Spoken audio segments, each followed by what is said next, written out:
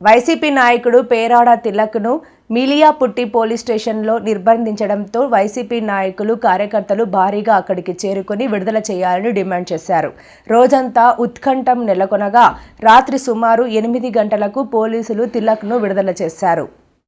కూటమి ప్రభుత్వం అధికారంలోకి వచ్చిన ఈ 2 సంవత్సరాల్లో రాష్ట్ర వ్యాప్తంగా అనేక సమస్యల పైన వైఎస్ఆర్ పార్టీ నాయకులు, సీనియర్ నాయకులందరూ కూడా మాజీ మంత్రులు, జిల్లా పరిషత్ చైర్మన్లు, అనేక మంది క్రియాశీలక నాయకులు ప్రజల పక్షాన పోరాటం చేస్తుంటే ఉద్దేశపూర్వకంగా వైఎస్ఆర్ పార్టీని అంతమొందించాలని, వైఎస్ఆర్ పార్టీపై దాడులకు ఉసిగొలిపి వాళ్ళని కవ్వింపు చర్యలు చేస్తూ, అక్రమ అరెస్టులు చేస్తూ వాళ్ళ గుర్తును వినిపించకుండా చేయడానికి కోసం ఈ రాష్ట్రంలో తెలుగుదేశం ప్రభుత్వం చంద్రబాబు నాయుడు గారి నాయకత్వంలో పోలీసు వ్యవస్థను వాడుకొని, పోలీసును అడ్డగం పెట్టుకుని చిన్న కార్యకర్త నుంచి పెద్ద నాయకుడి వరకు అక్రమ అరెస్టులు చేసి నిర్బంధించడం రాష్ట్ర వ్యాప్తంగా జరుగుతోంది.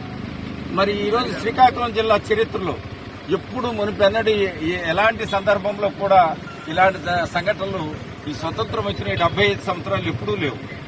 ఈరోజు చూస్తే శ్రీకాకుళం జిల్లాలో ఈ కొత్త చరిత్రని మరి కింజరాపు వాళ్ళు తీసుకొచ్చారు.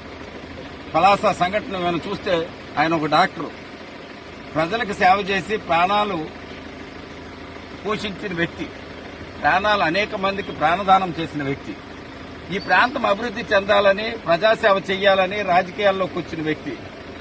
ఆయన మంత్రిగా, శాసనసభ్యుడిగా పలాసలో అనేక అభివృద్ధి కార్యక్రమాలు గత 5 సంవత్సరాల్లో చేశారు. కిడ్నీ రీసెర్చ్ సెంటర్ కానీ, మరి మా పలాసలో మరి ఇంటింటికి మంచినిచ్చే కార్యక్రమం కానీ, లేదా మనం చూసాం అక్కడ అనేక అభివృద్ధి కార్యక్రమాలను ఆయన చేసి చూపించాడు. జగన్మోహన్ రెడ్డి గారి ఆశీస్సులతో ఆయన చేసే కార్యక్రమాలు అనేక జరిగాయి. మరి అలాంటి వ్యక్తిని ఈ రాష్ట్రంలో ఎక్కడ ఏ సంఘటన జరిగినా ప్రజల తరపున నిరంతరం గలబెత్తి మాట్లాడుతున్నారనే ఉద్దేశంతోనే ఆయన కుమారుడు ఒక యాక్సిడెంట్ చేస్తే దాన్ని రాజకీయం చేసి అతన్ని జైలు పాలు చేయడానికి కోసం, ఆయన జైల్లో పెట్టడానికి కోసం ఈరోజు ఒక నాన్ బెయిలబుల్ కేసుని, అటెంప్ట్ టు మర్డర్ కేసుని, అంటే ఒక కామన్ కేసును కూడా అటెంప్ట్ టు మర్డర్ కేసుగా మార్చి అతన్ని ఈరోజు అక్రమ అరెస్టం చేశారు.